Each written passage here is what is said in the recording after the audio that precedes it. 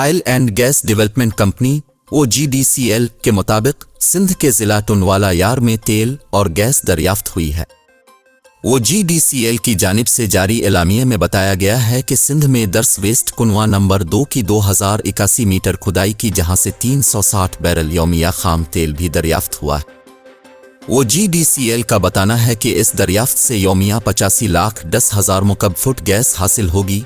नई दरियाफ्त से मुल्की इम्पोर्ट बिल में खातिर खा कमी होगी। नई दरियाफ्त से OGDCL और अमलकी तेल और गैस के ज़खायर में खातिर खा इजाफा होगा।